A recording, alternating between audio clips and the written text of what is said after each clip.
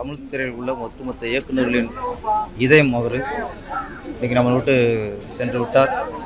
ரொம்ப அதிர்ச்சியாகவும் ரொம்ப மனவேதனையாகவும் இருக்கிறது.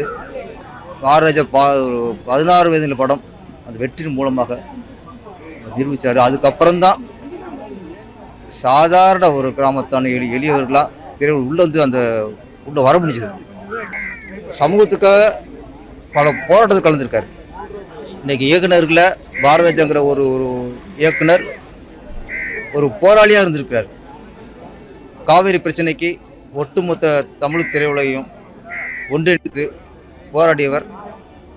அதே மாதிரி ஈழப்பிரச்சனையில் ஈழத்தில் நம்முடைய தமிழர்கள் கொத்து கொத்தாக கொண்டு கூச்ச போது தமிழ் திரையிலிருந்து ஒரு போராளியாக ஒரு புரட்சியாளனாக ஒட்டுமொத்த தமிழ் இண்டஸ்ட்ரியும் இணைச்சு அந்த ஈழப்போருக்கு எதிராக நம்ம அப்பாவி தமிழர்கள் கொண்டு கூச்ச அந்த இதுக்கு எதிராக போராடினவர்